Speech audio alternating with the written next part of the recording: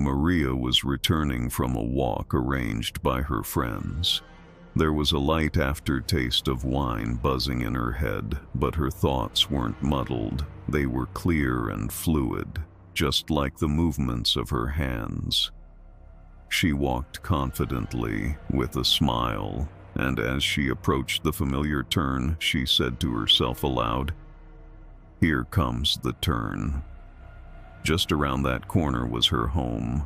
Warm light, a cozy bed, some tasty leftovers, and a disc given to her by a strange promoter in a long cloak with the hood pulled down over the very tip of his nose.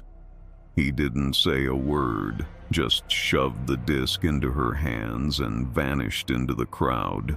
Maria shook her head as if brushing away that memory and leapt lightly onto the porch steps like a doe.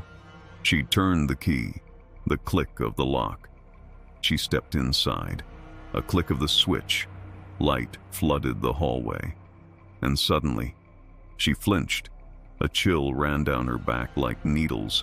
It felt like someone was watching her. More precisely, watching her hips. She turned sharply. No one. Silence. Pressing her lips together, she locked the door from the inside. Out of the corner of her eye, she noticed footprints by the entrance. The toes of the shoes pointed inward, severely pigeon-toed. She couldn't ignore it. But who? When? Still in her shoes, Maria walked to her room. Darkness. Her hand slid along the wall, searching for the switch. But suddenly, it stopped. She felt something soft and cold. A wave of goosebumps surged across her body. Her hair stood on end. She shivered. Then she looked down. At her feet, two hands. Cold, pale, with greenish nails, dotted with tiny spots like dead moles. The fingers gripped her calves tightly. She had no time to scream or turn on the light. A sharp tug, and she was yanked down to the floor. Terror distorted her young face as she gasped, but she didn't fall. Her body hovered half a meter above the floor, as if suspended in the air. The cold hands didn't drag her further. They just held her. Suddenly, the light came on by itself. The room lit up. No one, no trace.